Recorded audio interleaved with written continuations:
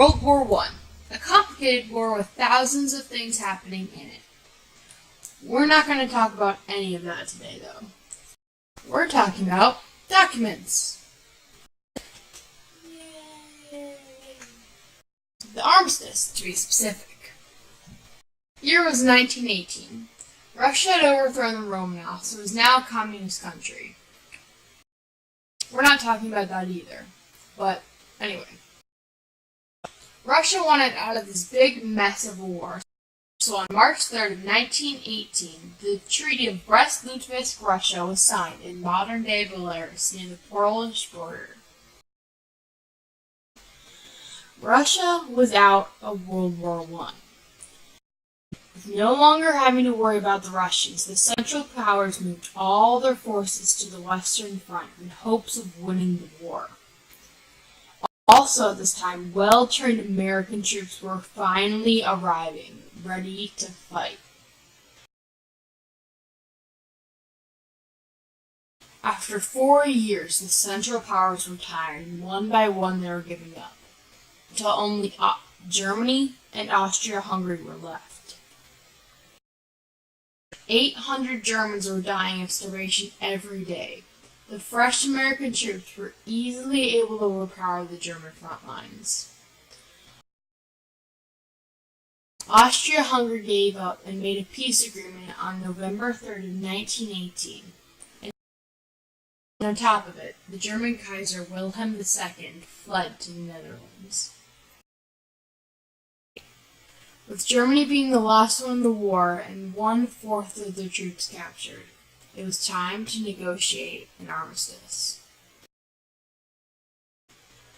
The armistice was drafted in 3 days and signed on November 11th at 11:00 a.m. in the Campaign Forest near Rethens, France, by Germany, the UK, and France, resulting in a ceasefire beginning 6 hours after the signing.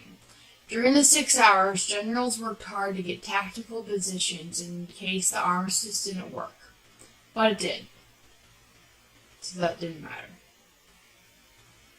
Fun fact, some newspapers posted the ending of the war early on November 7th.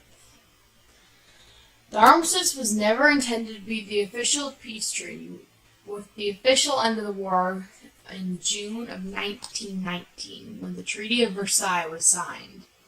The armistice came with conditions that Germany had to get rid of all of its submarines, 2,500 heavy guns, 2,500 field guns, 25,000 machine guns, 1,700 airplanes, and 3,000 trench mortars, all in good condition.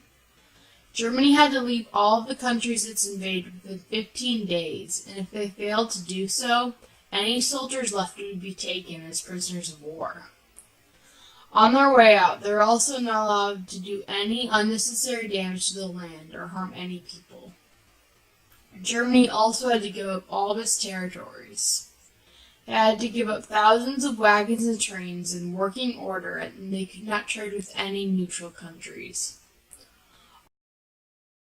All of Germany's leaders were forced to take responsibility for the war and pay for repairs.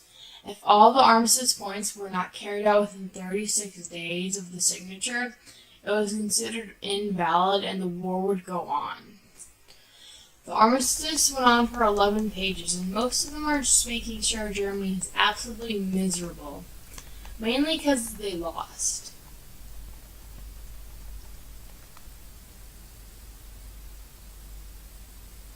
We still remember the signing of the armistice today, on November 11th, but we now know it as Veterans Day. World War I was called the war to end all wars. Back then they thought all the death and destruction would stop countries from fighting each other anymore. The armistice was a way to help end the war, but it ended up kind of leading to World War II. So, great job.